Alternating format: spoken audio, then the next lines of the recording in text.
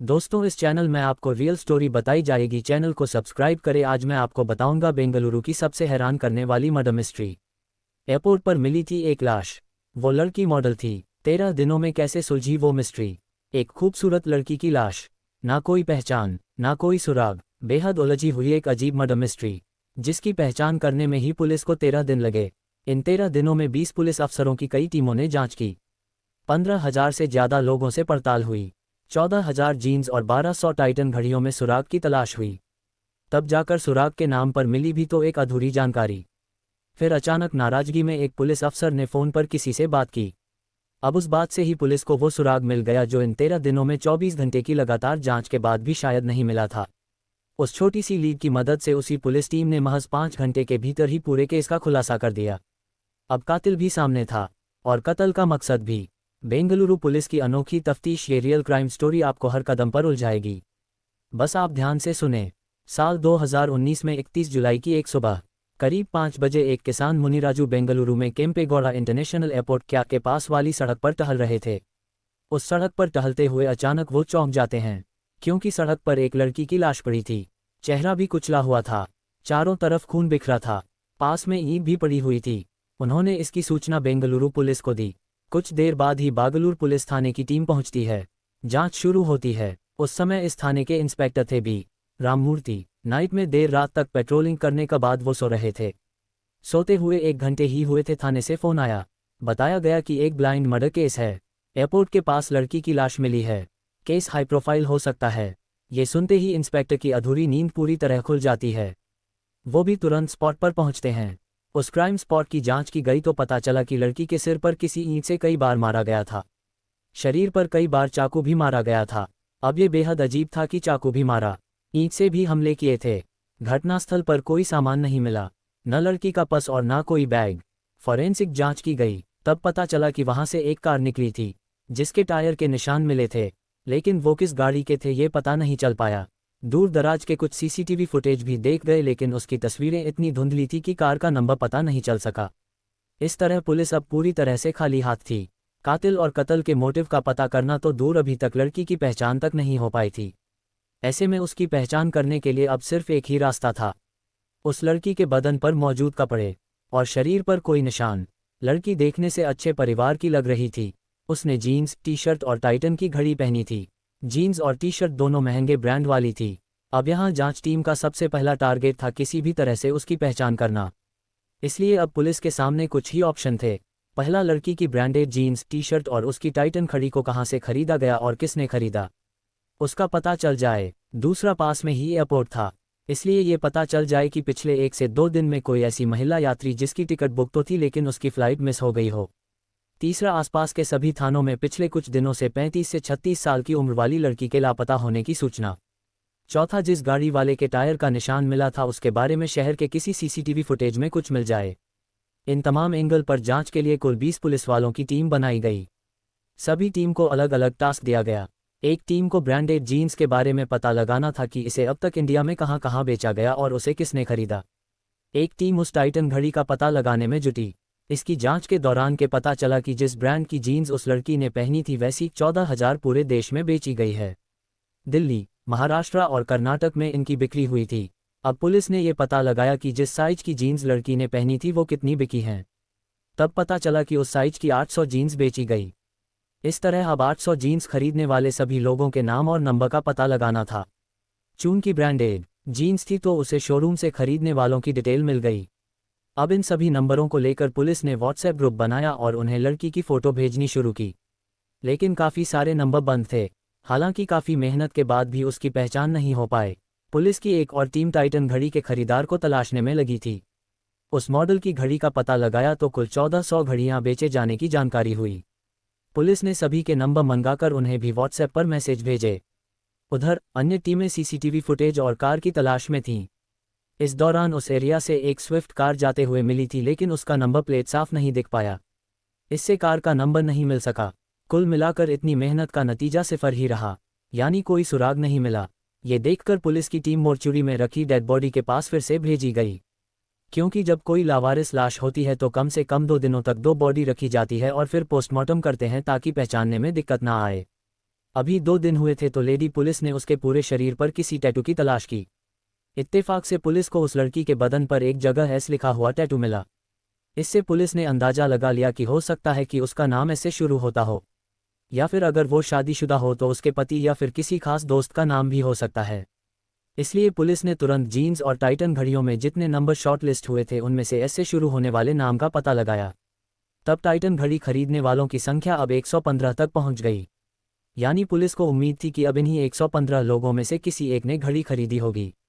Police ने फिर से उन 115 लोगों से संपर्क किया, लेकिन फिर भी कोई सुराग नहीं मिल सका।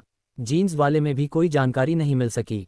उधर एयरपोर्ट पर पिछले 2 से 3 दिनों में ऐसा एक भी यात्री नहीं था जिसकी फ्लाइट मिस हुई हो। यानी पुलिस ने जितने भी एंगल से जांच शुरू की थी, किसी से भी उस लड़की की पहचान करने में सुराग नहीं मिल पाया। इस तरह पुलिस की जांच के कुल 6 दिन निकल गए, लेकिन मरने वाली लड़की कौन थी अभी तक यही पता नहीं चल पाया था। फिर कातिल और कत्ल का मोटिव का पता लगाना तो अभी दूर की बात थी। अब उस लावारिस लाश की जांच करते हुए 7वां दिन आ गया था। पुलिस की टीमें दिन रात जुटी थीं, लेकिन हर कोशिश के बाद नतीजा 0 हो रहा था। तभी एक कांस्टेबल को अहम जानकारी मिली। उसके खास इन्फॉर्मर ने बताया कि एक महिला की हत्या करके एयरपोर्ट के आसपास फेंका गया है। उस महिला का कत्ल करने वाला कोई और नहीं बल्कि उसका पति ही है। अब ये जानकारी मिलते ही पुलिस को उम्मीद की किरण मिल गई। तुरंत पुलिस की टीम उस एंगल पर जांच करने पहुंची। ये भी पता चला कि वो मारने वाला पति नॉर्थ इंडिया की तरफ का है। चूंकि लड़की भी हुलिये से नॉर्थ इंडियन लग रही थी, इसलिए पुलिस की उम्मीद और बढ़ गई। पुलिस उसकी तलाश में तुरंत उसके घर तक पहुंची। वो शख्स मिल भी गया। वो वेस्ट बंगाल का रहने वाला था। उससे पूछताछ हुई तो पता चला कि उसने नीलासांद्रा में पत्नी की हत्या की और एयरपोर्ट के पास कहीं पर लाश फेंक दी थी। पुलिस तुरंत उसे लाश तक लेकर चलने के लिए बोली। पुलिस उसे लेकर एयरपोर्ट की तरफ जाने लगी। पुलिस जब उसके अनुसार एयरपोर्ट पर जाने लगी तब वो उस जगह पर नहीं गया जहां उस लड़की की लाश मिली थी, बल्कि उससे काफ़ी दूरी पर एक सुनसान जगह की तरफ ले गया। फिर उसने बताया कि यहीं कहीं पर उसने डेड बॉडी फेंकी थी, लेकिन वहां लाश नहीं मिली। इस पर पुलिस ने पता लगाया तब जानकारी हुई 1 हफ्ते पहले वाकई वहां एक महिला की लाश मिली थी। पुलिस ने उस थाने में संपर्क किया तो कन्फर्म हो गया। इस तरह पुलिस भले ही उस लड़की के कातिल की तलाश में थी, लेकिन उसी में दूसरे एक कत्ल का खुलासा हो गया। पर पुलिस की ये मेहनत फिर से उसी 0 वाले नतीजे पर पहुंच गई। अब पुलिस फिर से खाली हाथ थी। अब पुलिस की टीमें लगातार काम करते करते काफ़ी थक चुकी थी। चिड़चिड़ापन आ रहा था कि इतनी मेहनत के बाद भी कोई सुराग नहीं मिल पा रहा है। पिछले 1 हफ्ते की जांच के दौरान इंस्पेक्टर रामामूर्ति के पास कोलकाता के एक पुलिस अफसर का बार बार फ़ोन आ रहा था, लेकिन वो रामामूर्ति बेहद उलझे थे, इसलिए वो कॉल रिसीव भी नहीं कर रहे थे। अब 10 दिन बीत भी गए थे, तभी फिर उस कोलकाता पुलिस का फ़ोन आया। असल में 1 महीने पहले ही बेंगलुरु इंस्पेक्टर रामामूर्ति की टीम ने गोल्ड चुराने वाले एक शातिर चोर कार्तिक को कोलकाता से अरेस्ट किया था। इसने बेंगलुरु में दर्जनों चोरियों को अंजाम दिया था। पुलिस ने जब उसे पकड़ा तो उसके पास से 50 लाख का सोना भी मिला था। अब कोलकाता पुलिस को शक था कि अपने लोकल शहर में हुई चोरियों में भी कार्तिक का हाथ तो नहीं, इसलिए वो बेंगलुरु पुलिस से बात कर उस कार्तिक चोर को रिमांड पर लेना चाहती थी। इसलिए कोलकाता पुलिस का वो अफसर बार बार फ़ोन कर रहा था। उस दिन भी कोलकाता न्यू टाउन थाने की पुलिस ने रामामूर्ति को फ़ोन किया था। तब उन्होंने फ़ोन उठा लिया और पिछली कॉल रिसीव नहीं करने की वजह बताने लगे। वो कहने लगे कि एक लड़की की लाश मिली है, देखने में वो नॉर्थ इंडिया की लगती है। हम लोगों 15,000 से ज़्यादा लोगों की जांच कर ली, लेकिन कोई सुराग नहीं मिला। कोई मिसिंग रिपोर्ट भी नहीं मिल रही है। इस पर उस पुलिस वाले ने कहा कि 1 मिनट रुकिए, मेरे यहाँ भी एक व्यक्ति ने अपनी पत्नी की मिसिंग रिपोर्ट लिखवाई है। उसने बताया कि उसकी पत्नी बेंगलुरु गई थी और लापता हो गई है। उस व्यक्ति का नाम सुदीप डे है और उसकी लापता हुई पत्नी का नाम पूजा डे है। ये सुनते ही इंस्पेक्टर रामामूर्ति ने सोचा कि इसे भी चेक ही कर लेते हैं, इसलिए उस लड़की की लाश वाली फ़ोटो उस कोलकाता पुलिस को भिजवाते हैं।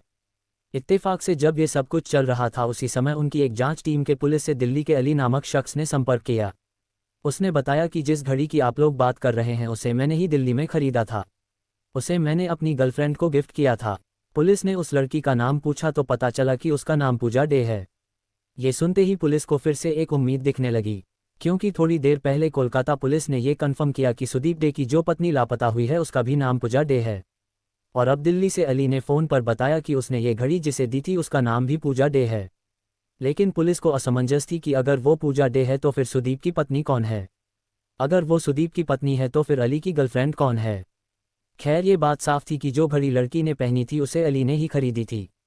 लिहाजा पुलिस अब उस लड़की को पूजा डे मानकर जांच करने लगी।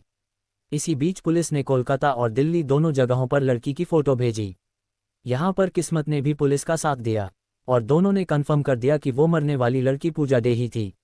लिहाजा पुलिस की टीम अब कोलकाता और दिल्ली में अली की पड़ताल में तुरंत जुट गई, क्योंकि अब आशंका यही लग रही थी कि कहीं कोलकाता में रहने वाले सुदीप को अपनी पत्नी के अफेयर में पता चल गया हो तो सकता है कि उसका मर्डर किया हो या फिर किसी से कराया हो। इसके बाद खुद कोलकाता में उसकी मिसिंग की कंप्लेंट कर रहा हो। और दूसरा एंगल ये था कि कहीं अली को पूजा ने धोखे में रखकर दोस्ती की हो, जिसके बाद अली नाराज होकर उसका कत्ल करा दिया हो। लेकिन हैरानी वाली बात यह थी कि अगर अली ही मर्डर कराता तो खुद ही पुलिस से संपर्क क्यों करता। इस तरह पुलिस अली की पर संदेह तो कर रही थी, क्योंकि जांच में किसी को 100% ना शक कर सकते हैं और ना ही पूरी तरह से उसे इग्नोर कर सकते हैं। इसलिए पुलिस ने भले अली को शक के दायरे में कम ही माना और सुदीप को ज़्यादा, लेकिन दोनों की पड़ताल शुरू हुई। अब बेंगलुरु में जो 20 पुलिस वाले थे उनमें कुल 3 टीमें बनाई गईं। सबसे छोटी टीम अली वाले एंगल पर जांच में जुटी। बाकी 2 बड़ी टीमों में से एक टीम कोलकाता में रहने वाले सुदीप पर पड़ताल करने लगी, जबकि एक और टीम को पूजा डे का फ़ोन नंबर मानकर उसकी डिटेल निकाल जांच करने का जिम्मा सौंप दिया गया। सुदीप डे ने पुलिस की जांच में बताया कि दोनों ने 7 साल पहले ही शादी की थी, लेकिन उनका कोई बच्चा नहीं है। उसकी अभी उम्र 32 साल थी। वो मॉडलिंग करती थी, इसके साथ ही इवेंट मैनेजर भी थी। वो दिल्ली और बेंगलुरु आती जाती थी। सुदीप को पूजा के बेंगलुरु जाने की जानकारी थी, लेकिन जब उसका फ़ोन बंद मिला तो उसने एक दिन बाद मिसिंग की शिकायत कोलकाता पुलिस में की थी। हालांकि एफआईआर नहीं हुई थी। पुलिस को यह भी पता चला कि पति पत्नी में काफ़ी अनबन होती थी, इसलिए पुलिस उस पर शक करते हुए जांच कर रही थी। उधर दिल्ली में अली के बारे में पता चला कि वो पूजा के शादीशुदा होने के बारे में जानता था, लेकिन वो दोनों एक दूसरे को पसंद करते थे, इसीलिए उसने टाइटन घड़ी गिफ्ट की थी। लेकिन अचानक उसका फ़ोन बंद होने से वो भी परेशान था। जब उस तक घड़ी खरीदने वाले का ढूंढते हुए पुलिस ने पूछा था तो शुरू में वो कुछ परेशान था, फिर खुद ही बताया था। खैर, पुलिस को जांच करते हुए अब 13वां दिन शुरू होने वाला था। पुलिस ने पूजा डे की फैमिली और अली समेत सभी को बेंगलुरु बुला लिया। इस बीच पुलिस ने पूजा डे के मोबाइल फ़ोन की कॉल डिटेल की पड़ताल की तो उससे काफ़ी अहम जानकारी मिल चुकी थी। पुलिस की पड़ताल में पता चला कि वो मर्डर से एक दिन पहले ही फ्लाइट से बेंगलुरु पहुंची थी। उसने एयरपोर्ट से उबर कैब बुक किया था। इसके बाद बेंगलुरु के सिंगसांद्रा में बने सहारा पवेलियन होटल में पहुंची थी। उसी होटल में वो रुकी थी। होटल में आने के बाद भी कैब बुक करके कुछ लोगों से मीटिंग करने के लिए गई थी। अब पुलिस उस होटल में पहुंची जहां पूजा डे रुकी थी। होटल के सीसीटीवी फुटेज को देखा गया तो इस बात पुष्टि हो गई कि ये वही पूजा थी जिसकी हत्या हुई थी। अब पूजा की सारी डिटेल होटल से ली गई, कब एंट्री की, कब कब आई और गई। तब होटल की रिसेप्शनिस्ट ने बताया कि रात 3:50 पर वो होटल से अपना चेकआउट किया था। उस समय एक कैब ड्राइवर लेने आया था। ये वही ड्राइवर था जो दिन में भी पूजा को अपनी कैब से ही कहीं ले गया था। लेकिन चौंकाने वाली बात थी कि जिस रात में पूजा ने होटल से चेकआउट किया था उस समय ऑनलाइन कैब की बुकिंग नहीं थी। इसलिए पुलिस को ये समझ आ गया कि कैब ड्राइवर ने ही इसकी साजिश रची होगी और बिना बुकिंग के डायरेक्ट पैसे लेकर उन्हें छोड़ने के लिए हामी भर दी होगी। अब पुलिस को होटल के भीतर और बाहर वाले सीसीटीवी फुटेज से उस ड्राइवर का चेहरा भी मिल गया और गाड़ी का नंबर भी। फिर क्या था, पुलिस ने जांच के 13वें दिन महज 5 घंटे के भीतर ही कैब ड्राइवर के घर तक पहुंच गई। घर पर ही कैब ड्राइवर मिल गया। उसका नाम नागेश एचएम था। उम्र करीब 22 साल। वो हेगनाहली क्रॉस का रहने वाला था। उस कैब ड्राइवर नागेश से पूछताछ हुई तो उसने लूटपाट के लिए पूजा का मर्डर करने की बात स्वीकार कर लिया।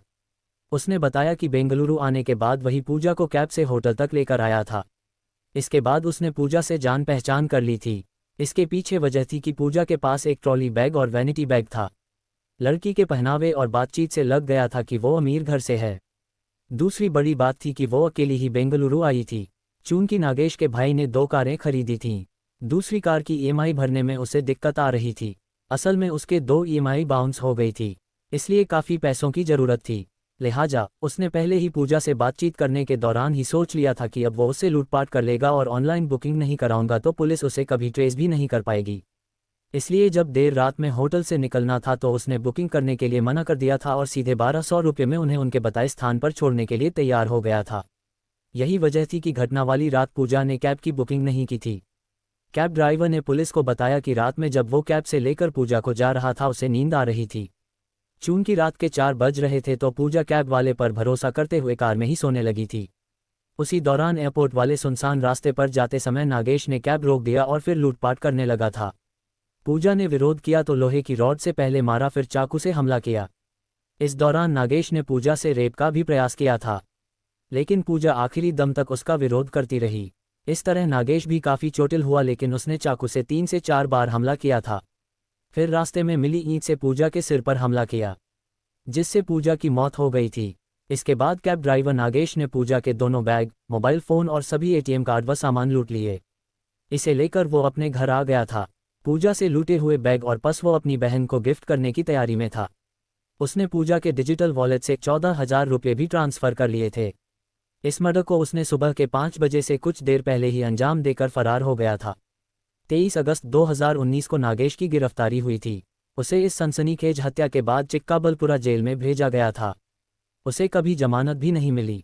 पुलिस अधिकारी बताते हैं कि 15 मार्च 2021 को इस केस में चार्जशीट दाखिल हुई थी, लेकिन सितंबर 2021 में ही जेल में फूड पॉइजनिंग के कारण नागेश की मौत हो गई।